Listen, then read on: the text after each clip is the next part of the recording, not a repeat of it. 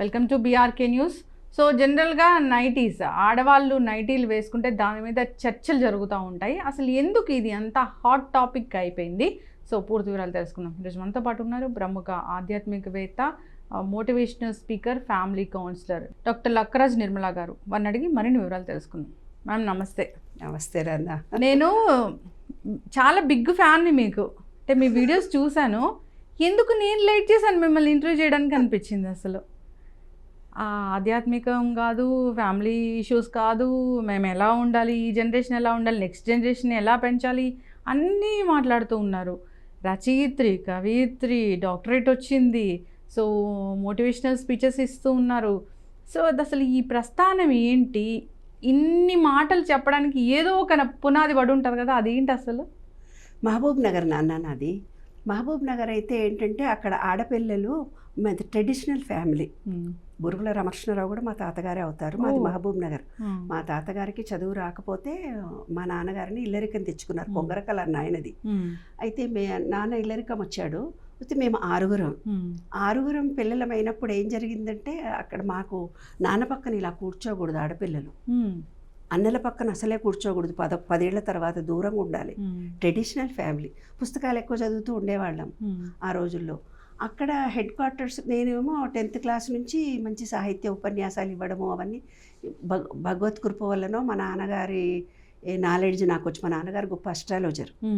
మాకు అస్ట్రాలజర్ చాలా గొప్ప పేరు. అసలు మీ మొహం చూసి మొత్తం చెప్పేస్తారు. అట్లాగా మాకు అస్ట్రాలజీ, పామిస్ట్రీ అన్నీ వచ్చు నాన్న. నాకు చిన్న వయసులో భగవద్గీత 7వ 8వ తరగతిలోనే చదువుకున్నాను. శ్రమశ్రీణం జరిగింది, వాతలు పెడతారు. చిరజీయర్ స్వామి లాంటి వాళ్ళు వచ్చి ఊర్లలో భగవద్గీత, అప్పుడు భగవద్గీత శ్లోక జ్ఞానాన్ని అదించు, జ్ఞానము వెలుగు, జ్ఞానాన్ని పొందు అని చెప్తుంటే ఆయన దగ్గరికి పోయినప్పుడు మాకు ఇంకా అప్పటికి లైట్లు లేవు, చిమిరీలు పెట్టుకొని చదువుకునేవాళ్ళు. కరెంటు కొంచెమే సేపు ఉండేది.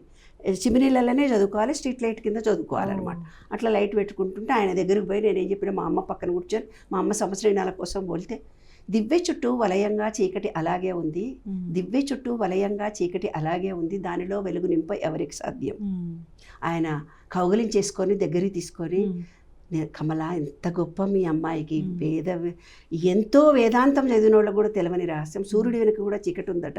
అట్లా ఎంత జ్ఞానినో తెలివైన వాళ్ళనో అనుకున్న వాళ్ళల్లో అజ్ఞానం ఉంటుందమ్మా అని చెప్పాడు. తర్వాత నేను అందరూ మహబూబ్ నగర్లో ఇప్పటికి కూడా ఒక సమస్య ఉంది అక్కడ. ఏంటంటే మెచ్యూర్ కారు, అంటే థైరాయిడ్. మా రోజుల్లో తెలిసేది కాదు, అస్సలు తెలియదు.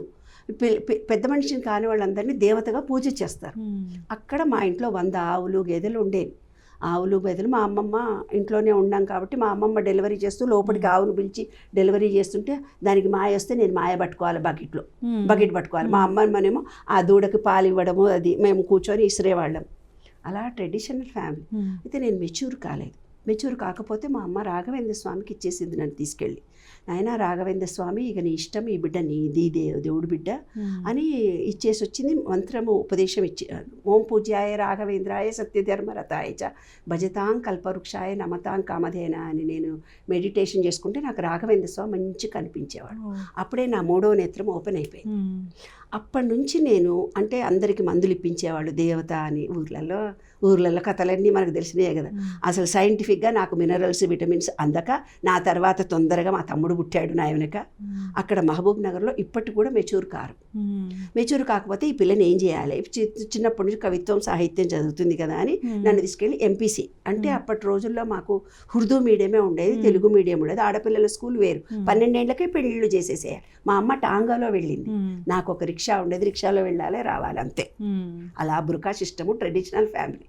అయితే అక్కడ ఎంపీసీ చదివిద్దాం ఈ పిల్లను. హెడ్ క్వార్టర్స్లో ఆడపిల్లల స్కూల్కు బాయ్స్ స్కూల్ నుంచి సార్లు వచ్చి మాకు లెక్కలు చెప్తే లెక్కలు, లేకపోతే లెక్కలేదు పిక్కలేదు, ఏమి ఉండేవి కావు, మ్యాథమెటిక్స్. అయితే ఈ పిల్లను హెడ్ క్వార్టర్స్లో మనం లెక్కలు, ఎందుకు చిన్నప్పటి నుంచి ఈ పిల్ల చాలా మ్యాథమెటిక్స్ బాగా చేస్తుంది, దీన్ని మ్యాథ్స్ చదివించుకుందాం. ఇంటర్మీడియట్లో జాయిన్ చేయడానికి వెళ్తే మంచిగా పట్టులంగా వేసుకుని, పట్టు చీర వేసుకుని, మంచిగా బట్టలన్నీ వేసుకొని అంతా వెళ్తే గజ్జలు పెట్టుకొని గాజులు వేసుకొని స్టైల్గా పంపించింది మా అమ్మ. మా మామూలు కాలేజీలో పోతే ఒక పిల్లక మాస్టర్ వచ్చాడు, గెట్ అవుట్ అని వెళ్ళగొట్టాడు.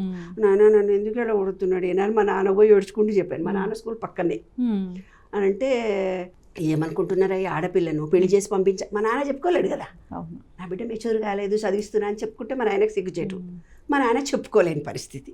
హెడ్ క్వార్టర్స్లో లెక్కల టీచర్లు ఎవరు లేరు కదా, ఈ అమ్మాయిని మంచిగా చదివించుకుందాం అనుకుంటూ ఎంపీసీ చదివించి లెక్కల టీచర్ చేసి హెడ్ క్వార్టర్స్లో టీచర్ ఉద్యోగం ఇద్దాం, దీనికి ఇక్కడ మనందరికీ మంచి ప్రొఫెషనల్ ఉంటుంది మనకు అని అన్నాడు.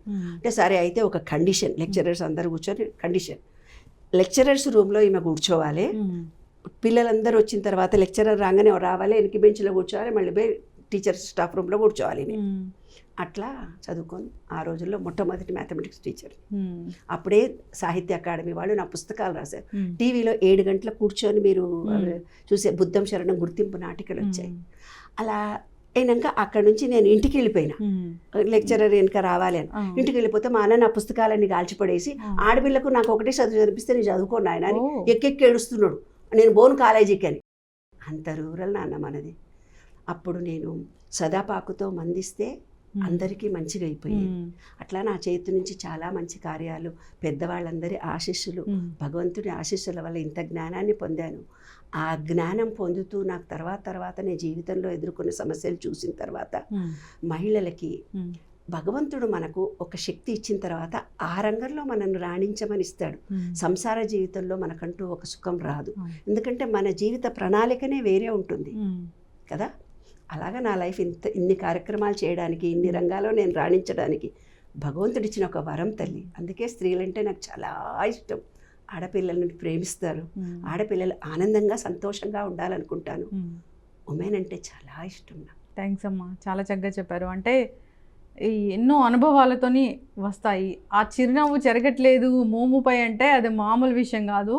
ఎన్నో కష్టాలు పడితేనే ఆ చిరునవ్వు అలా చెదరని స్థైర్యం అనేది వస్తుంది మనకి. చక్కటి ఎనాలిసిస్ అమ్మా, చాలా చక్కగా చెప్పారు. సో అయితే ఈ నైటీల గురించి మాట్లాడుకుంటే మీరు చూసే ఉంటారు, వీడియోస్ చాలా చూసుంటారు కదా. ఎన్ని వీడియోస్ ఆడవాళ్ళు నైటీలు వేసుకోవాలా వేసుకోవద్దా, కావాలని జిడ్డుమొహాల్లాగా నైటీలు వేసుకొని ఉంటారు, ఇలా చాలా పుంఖాలుగా చెప్తూ ఉంటారు. అసలు వాళ్ళ కంఫర్ట్ వాళ్ళదని కొందరు, వేసుకోకూడదని కొందరు ఇలా చెప్తూ ఉంటారు. మీరేం చెప్తారు? చూడన్నా, ఒక ఎంప్లాయీ, ఒక డాక్టరే ఉంది, ఒక టీచరే ఉంది, ఉద్యోగానికి వెళ్ళాలి. కానీ ట్రెడిషనల్ ఫ్యామిలీ, మాలాంటి ఫ్యామిలీ ఉందనుకుందాం. ఒకవేళ ఉందనుకుంటే ఆమె ఏం చేయాలి? దీపం పెట్టాలి కదా స్నానం చేయంగానే. అంటే స్నానం చేసి వచ్చి ఇంకో చీర కట్టుకొని చేసి మళ్ళీ ఆ చీర అక్కడ పడేసి ఆఫీస్కి వెళ్ళే చీర మళ్ళీ వేరేది ఉండాలి కదా, ఆ చీర కట్టుకొని వెళ్ళాల్సి వస్తుంది కదా. అప్పుడు ఏమవుతుంది? ఇప్పుడు ఇట్లా కట్టుకొని ఇచ్చిన చీర మళ్ళీ మనకి రాదు. ఆఫీస్కి వెళ్ళిన చీర మళ్ళీ ఎలాగో ఉతకాల్సిందే, బయట అంతా నలుగురితో తిరిగి వస్తే దాంట్లో నెగిటివ్ ఎనర్జీ ఉంటుంది, అవి పిండాల్సింది. డబల్ కాకుండా స్నానం చేసి వచ్చి నైట్ గౌన్ వేసుకొని దేవుడికి దండం పెట్టేసుకొని బయటకు వచ్చేస్తుంది. మళ్ళీ తన ఆఫీషియల్ చీర, స్టాఫ్ స్టిఫ్ట్ ఉండే డాక్టర్ డ్రెస్సు, తన ఆఫీషియల్గా స్పెషల్ డ్రెస్సులు ఏవో ఉంటాయి కదా మనకి, టైట్గా ఉండే ప్యాంట్లు చెరుపులు ఇవేవో ఉంటాయి. ఒక్కొక్క ఉద్యోగం, ఒక రిసెప్షనిస్ట్కు వేరే డ్రెస్ ఉంటుంది, ఒక్కొక్క మహిళకి ఒక వివిధ రకాలైన డ్రెస్సులు ఉంటాయి. అలాంటప్పుడు నైట్ గౌన్ వేసుకొని దేవుడి దీపం పెడితే దేవుడి దీపం ఆమె నైట్ గౌన్ ఎందుకు వేసుకొని పెట్టింది? ఆ పెట్టే మహిళ కూడా తను ఫీల్ అవుతుంది. ట్రెడిషన్ డ్రెస్సులో పుట్టి పెరిగిన మనము నైట్ గ్రౌండ్లో మన స్థితిలో కూడా ఏదో తప్పు చేసిన భావనతోటే పెడతాం. కానీ బయటవాడు ఎవడన్నా కామెంట్ చేయగానే మనం కూడా బాధపడతాం. అరే మన అవసరానికి ఎన్నో రకాలైన మార్పులు జరిగాయి కదా. చెడ్డీలు వేసుకుంటున్నారు కదా మగోళ్ళు చెడ్డీలు వేసుకుంటే మనకు చూసినందుకు ఎంత ఎబ్రాస్గా ఉంది, ఎక్సెప్ట్ చేస్తున్నామా లేదా? ఎక్కడెక్కడి నుంచో వచ్చిన మహిళలు యూఎస్లో కానీ చిన్న చెడ్డీలు వేసుకొని గౌన్లు వేసుకొని తిరుగుతున్నారా లేదా? అవన్నీ మనం చూస్తున్నామా లేదా? అప్పటి పూర్వకాలంలాగా ఓణీలు వేసుకోవడమే మా రోజుల్లో కంపల్సరీ. పంజాబ్ డ్రెస్సులు లేవు నాన్న, నా పెళ్ళైనాక ఇప్పుడు వేసుకుంటున్న పంజాబ్ డ్రెస్సులు. అంతపూర్వం మాకు పంజాబ్ డ్రెస్సులు అంటే తెలియదు. వేసుకునే కోరిక, వేసుకుంటే తప్పేముంది? మా అమ్మాయిలు అనేవాళ్ళు, అమ్మ పంజాబ్ డ్రెస్ వేసుకో చక్కగా ఉంటుంది, వేసుకుంటే మా పిల్లలు నాకు చెప్పి వేయించారు. అవునా? అలాగా మన ఒక మూఢ విశ్వాసాలు, ఈ మూఢనమ్మకాలు, ఇలా క్రిటిసైజ్ చేయడం స్త్రీల మీద అనేది ఒక నెగటివ్ యాక్టివిటీ విశ్వంలో జరుగుతోంది. ఎప్పుడైతే విమర్శిస్తూ జీవితాన్ని ముందులు గడుపుతూ పోతామో ప్రతివాడు మనల్ని విమర్శిస్తాడు. చర్య = మైనస్ ప్రతిచర్య. నువ్వు ప్రేమ ఇస్తే ప్రేమ వస్తుంది, నువ్వు ఒకళ్ళని అప్రిషియేషన్ చేస్తే అప్రిషియేషన్ వస్తుంది. మనం ఇంట్లో వంట చేయగానే చుట్టాలందరూ వచ్చుంటారు, అందరూ అక్కడ కూర్చొని ఏదో ఆడుతుంటారు పాడుతుంటారు. ఎక్కడెక్కడో 5 చుట్టాలో ఇయ్యాల వారో వాళ్ళో వీళ్ళో ఎవరో చుట్టాలో 10 మంది వచ్చుంటారు. అమ్మకు చేత కాకపోయినా వంటింట్లో అందరికీ 60 ఏళ్ళు వచ్చినా 70 ఏళ్ళు వచ్చినా వంటలు చేసి తెచ్చిపెట్టి టేబుల్ మీద పెట్టిన తర్వాత 50 మంది ఇంట్లో ఉప్పు లేదు, సరిగ్గా చూసుకోలేదా, పోపు సరిగ్గా వేయలేదు, సరిగ్గా చూసుకోలేదు. 40 ఏళ్ళు సంసారం చేసిన ఒక మొగుడు మన పక్కన కూర్చొని ఇన్ని కామెంట్లు చేసి వాళ్ళు కూడా కామెంట్లు చేస్తుంటే ఈమె కన్నీళ్లు బయట పెట్టుకొని తన బాధని ఎవ్వరికి చెప్పుకుంటుంది? చెప్పుతండి. చేతకాని నా పెళ్ళాము 40 ఏళ్ళు ఇంతమందికి శ్రమ చేస్తుంది అని అప్రిసియేషన్ చేయాల్సిన మొగుడు ఇందులో ఉప్పేయడం మర్చిపోయినావు, నీకు మతి మరిపోయి తక్కువ అంటే వాళ్ళు కూడా దీంట్లో అదే తింటే బాగుండు, ఇదే తింటే బాగుండు, ఓ నలుగురు 4 మాటలంటే ఆమె కన్నీళ్లు ఎక్కడ పెట్టుకోవాలి? వాళ్ళు ఈమెను గౌరవిస్తారా నాన్న? చుట్టాలు వచ్చిన వాళ్ళు కానీ బయట సమాజం కానీ ఎవరైనా మనల్ని గౌరవిస్తారా నాన్న? అలా కన్నీళ్లు పెట్టుకొని బతుకుతుంది తల్లి అమ్మ. అదే స్త్రీ లైఫ్.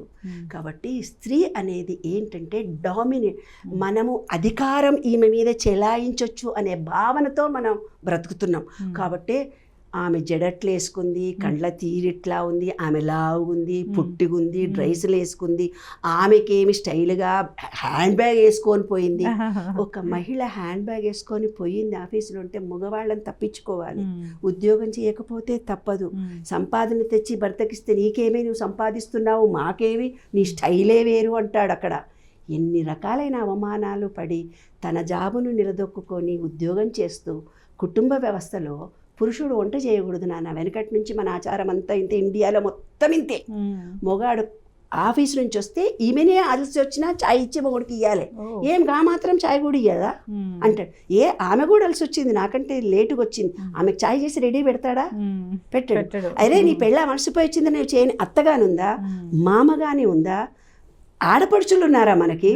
నీ భార్యను కొంచెం అలసిపోయి వస్తుంది కదా, దానికి చాయ్ ఇచ్చి. వాడికి తెలివి లేదు, చెప్పేదికి ఎవరు లేరు. మన భావాలన్నీ ఎలాగున్నాయి అంటే, ఒక చిన్న ఉదాహరణ చెప్తానన్న దీనికి. ఒక స్త్రీలు కానీ పురుషుడు కానీ ఒక ఈగోతో ఉంటారు. వాళ్ళ జీవితంలో అనుకున్న కోరికలు నెరవేరవు. అప్పుడు ఏం చేస్తారు? మగవాడు స్త్రీ కానీ పని మనుషులను బాగా తిడతారు ఆడోళ్ళు.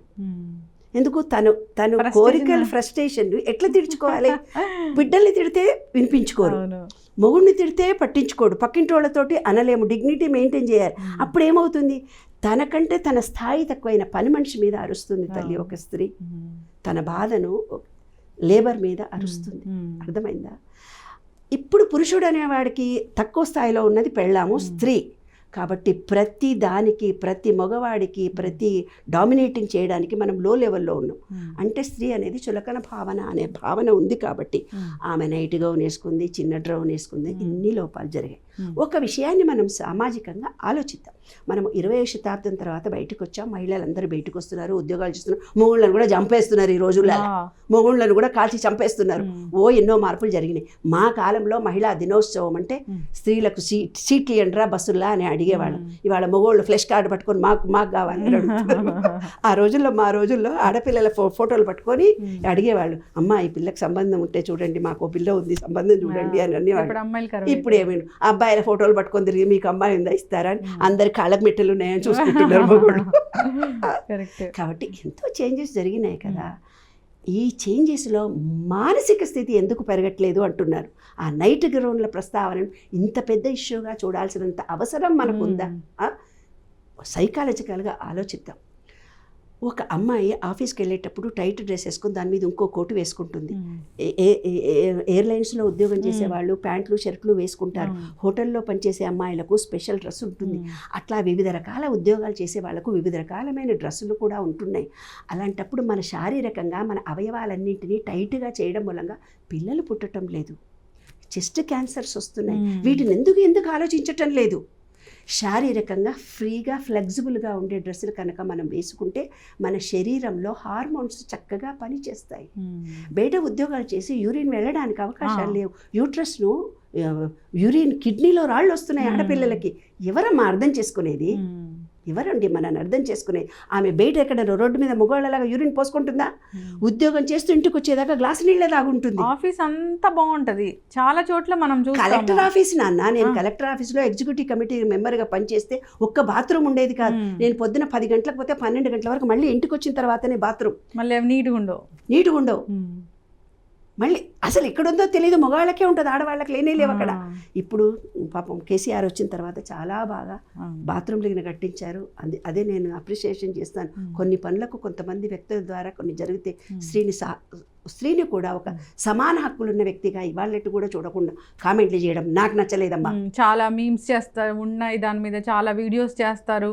సో చీరలన్నీ బీరువాలో పెట్టుకొని అణగారిన వ్యక్తులం స్త్రీలం, అర్థమైంది కదా ఇప్పుడు.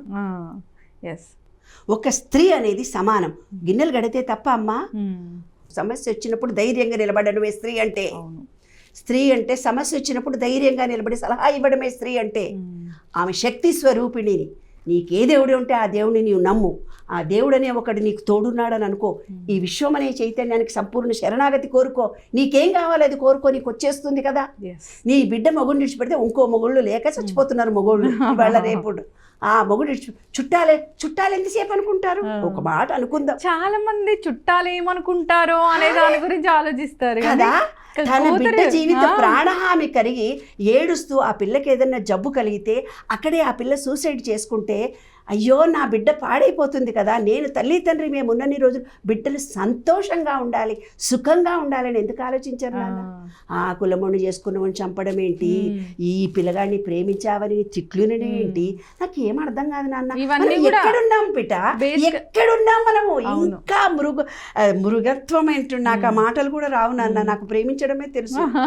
అబ్బా, మృగమైనటువంటి భావనలు, కఠినమైన రాక్షస స్వభావాలు, ఆ నెగిటివ్ భావాలు నుంచి బయటపడండి. ప్రపంచం మారింది. మీ ఆడపిల్లలను ప్రేమించండి. పురుషులు కూడా స్త్రీలతో సమానంగా ఉన్నారు. మీ భార్యలకు వంట చేసి పెట్టండి, ఇల్లు ఊడ్చి పెట్టండి, ఒక ఛాయ్ చేసి పెట్టండి. నేను పెద్ద పెద్ద మీటింగ్లకు వెళ్ళినప్పుడు 2 మాటలు అడుగుతానన్న. మీ భార్యలకు ఏమంటే ఇష్టమో తెలుసా అండి? మొగాళ్ళని అడుగుతాను. నన్ను ఒక్కసారి మీటింగ్ పిలవరు. నాకేం కావాలో మేము అడిగినాం కానీ మేము ఆడవాళ్ళని అడగలేదు. తెలీదు. సీనియర్ సిటిజన్స్ మీటింగ్ జరుగుతుంది. సీనియర్ సిటిజన్ మీటింగ్లో మొగాళ్ళ దగ్గరికి వెళ్తా. భార్యాభర్తలు ఇద్దరే ఉన్నారంటే, అవును, మీ భార్యను ఒక్కరోజన్నా వెళ్ళి ఎక్కడికన్నా నీకు ఇష్టమా నేను తీసుకెళ్తాను అడిగారా? అడగలేదు. కానీ నాకు నచ్చిన చోటుకి మనం తయారుగా విజయ్ అని బలవంతంగా లాక్కుపోతాం. చూసావా డామినేషన్? అవును, అదే డామినేషన్ నైట్ గౌన్లో ఉంది. అర్థమైందా నాన్న? నైట్ గౌన్ అనేది ఆమెకు స్వేచ్ఛగా స్వతంత్రంగా తన బాడీని రిలాక్స్ చేసే ఒక డ్రెస్. అది ఆమె కంఫర్ట్. ఆ డ్రెస్సులో చాలా మార్పులు వచ్చాయి. నైటీ అని వాళ్ళు పేరు పెట్టడంలో ఆ ఉద్దేశం ఏంటంటే, రాత్రిపూట స్త్రీలు ఆ లంగాలు జాకెట్లు బాడీలు టైట్గా వేసుకుంటే భర్తకి అవన్నీ కష్టమని ఆమెకి ఇచ్చినటువంటి సౌకర్యం, అది కూడా పురుషుడికి ఇచ్చినటువంటి కంఫర్ట్ కదా. ఆయన ఎందుకు అర్థం చేసుకోవటం లేదు? ఆడవాళ్ళు కామెంట్ చేస్తున్నటువంటి అత్తలు ఎందుకు అర్థం చేసుకోవటం లేదు? ఆడవాళ్లే అమ్మలు కదా, వాళ్ళు కూడా మన కంఫర్ట్ని ఎందుకు అర్థం చేసుకోవటం లేదు? శారీరక మానసిక పరిస్థితులను ఎందుకు అర్థం చేసుకోవటం లేదు? మూర్ఖ విశ్వాసాలు, మూఢనమ్మకాలు, మూఢ భావాలతోటే బతుకుదామా? ఇంకా జనరేషన్ ఎక్కడ పోయింది నాన్న? కాబట్టి అందరూ ఆనందించాలి, సంతోషించాలి, ప్రేమగా ఉండాలి, ప్రేమించాలి. మీరు ప్రేమిస్తేనే ప్రేమ వస్తుంది. మీరు కామెంట్ చేస్తే మీ లైఫ్ అంతా వేరే వాళ్ళు కామెంట్ చేస్తూనే ఉంటారు. ఇది మాత్రం సత్యం. చర్య ఈజ్ ఈక్వల్ టు మైనస్ ప్రతిచర్య, విశ్వంలో ఉన్న విశ్వనియమం. చక్కటి ఇన్ఫర్మేషన్ అమ్మ, చాలా చక్కగా చెప్పారు. అసలు ఎందుకు ఆడవాళ్ళు నైటీ ధరిస్తారు అనే దానికి, వాళ్ళ హెల్త్ పరంగా వాళ్ళకి ఎలాంటి ఇష్యూస్ వస్తున్నాయి ఏంటి అనేదాన్ని, వాళ్ళ కంఫర్ట్ ఎలాగా, వాళ్ళు మగవాళ్ళ కోసమే కంఫర్ట్ కోసమే వేసుకుంటున్నారు అనేది అసలు చాలా పెద్ద ట్విస్ట్. అది అర్థం చేసుకోక వాళ్ళ మీదే కామెంట్స్ చేస్తూ ఉంటారా? ఒక చిన్న కేసు. నా చిన్నప్పుడు ఒక టైలర్ దగ్గరికి పోయి బట్టలు ఇచ్చి రాపో అంటే వెళ్ళేదాన్ని. ఆమె 3 రోజులకు 1 రోజు ఇచ్చి నా ఉక్స్ పోయినాయి మళ్ళీ జాకెట్ ఇస్తుండే. మొన్న నీ జాకెట్ ఉక్స్ కుట్టింది, మళ్ళీ ఎందుకు జాకెట్ ఉక్స్, మళ్ళీ ఈవిడ ఎందుకు జాకెట్ ఉక్స్ కుట్టించుకుంటు బుర్ర పనిచేసేది కాదు నాకు. చిన్న పిల్లలు కదా, అరే అంత శ్రద్ధ లేకుండా ఇట్లా అంటుందా దారాలని అనుకునేదాన్ని. అది కంఫర్ట్. చక్కటి ఇన్ఫర్మేషన్ అమ్మా, ధన్యవాదాలు. నమస్తే.